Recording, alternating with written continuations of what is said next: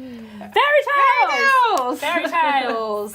What a coincidence then that we are joined by Belinda Calderone, who recently completed her PhD in literary studies at Monash University, where her thesis was entitled Mothers, Monsters and Midwives, the Evolution of Motherhood in European Fairy Tales. On top of that, she also has a book chapter, The Monster Inside Me, Unnatural Births in Early Modern Italian and French Fairy Tales and Beyond the Monstrous, reading from the cultural imaginary. Some would say that's long. Some would say she's a bit of a fairy tale expert, even more than we are, which is saying something considering we are really big fairy tale fans. Please welcome Belinda! Hey! Hello! So happy to be here. I'm so great. All right, so please give us a brief introduction on your thesis. Okay, so basically it is, yes, Mothers, Monsters and Midwives. What I was doing was looking at fairy tales from way back, like 1500s in Italy, where they're starting in Europe, and then looking at how they evolved until we get to like the Grimms in the 1800s, and just the evolution of those tales, basically. That's really cool. Yes. Personally, we actually love fairy tales, so this is really exciting. I mean, I would not have guessed I know, that. right?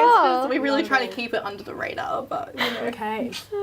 So, why did you choose? Yeah, why did you choose to focus on this genre? Oh, that's a good question. Well, basically, I've always loved fairy tales. So Mum would read them to me pretty much every single night growing up. That's not an exaggeration, every night. Oh my gosh. And so when I came to university, I did my honours on fairy tales and then my PhD on fairy tales. Where did you study? Monash University, yes. That's pretty cool that you can actually choose to basically do your honours and PhD literally on anything you want, because I feel like a lot of people lose interest when they're studying, but I guess when you're doing something you're so passionate about, you're like, you can really just kind of go full in with it.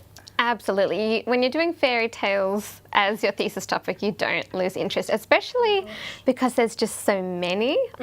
Yeah. So every day you can discover a new tale, so it's not boring at all. How many years did that take you?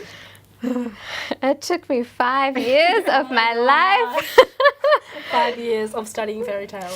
Yep. So apparently after 4 years it makes you a fairy tale expert. So I was like, okay, cool. That is pretty cool though. Like, that's a cool title to have. Exactly. Like, so like now if you leave the country and it's like, what is your job title? Do you put fairy tale expert? Oh, for sure. Absolutely. Yeah. Like, how could you not? Yeah. Well then, I mean, it must be hard to choose, but can you mention maybe one of your favourite fairy tale characters? Oh, it's quite tricky, but actually I know that we have, you know, the well-known characters, Cinderella, Sleeping Beauty, Little Red Riding Hood, but I actually like a character from one of the really old Italian tales, and her name is Betta, and she's in a 17th century fairy tale, and basically her father wants her to marry and there's all these suitors but she doesn't like any of them, so she's like, I'm going to construct my own man from various items like sugar and almond paste, and as you do, and creates her own man. That is actually kind of cool. That is my new life goal. And I feel like that is kind of like a reflection on modern day society and the fact that we're never really pleased with any sort of man or woman, and we kind of feel like the only way we'll be happy is if we can construct our own person. And like find the perfections. Exactly, but is that there is no such thing as a perfect person, but yet we still have this idolation of that. That's so true, yes. And I think the you know, the idea of the fairy tale kind of does encompass like the perfect that. happy endings. Yes, though there's not always happy endings in the old ones. Are there a lot of unhappy endings? A lot of very unhappy endings. In fact, the happy ending is not really a thing until later on. Oh my gosh. What about that shift? Like, how did that go from like unhappy endings to happy endings? Well, I think a lot of it is actually that the genre actually started off as a genre for adults. That's interesting. I didn't know that. Yeah, and then actually eventually evolves into children's literature. So they start censoring a lot of the naughty content and the violence, and yes, a lot of these happy endings. So it was kind of like kind of like horror, sort of like thriller stories for adults. A back little in the day. bit, yes. Some of them are really horrific. Yeah.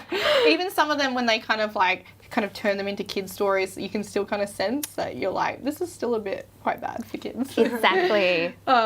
So can you tell us just a bit about the Monash Fairytale Salon and how people can get involved? Yes, so we actually started the salon 2009 it was, and this is basically just a group of postgraduates and staff at Monash. So we all just really liked fairy tales and created a group, and every year we kind of do like an annual community event. But you can also get involved in the Australian Fairytale Society, which is a bit newer. Oh, how did you not know about this? Okay, we need to get involved in this like ASAP. Right. How do we get Hold involved? on, Like, how do we let's do cut the this? show Yeah, right now. yeah. How do we get involved? So you need to go to the website, and Do you know what the website is? I think I do. It should be Australian Fairytale Society at wordpress.com. Yes. Awesome. I knew awesome. that. Perfect. Okay.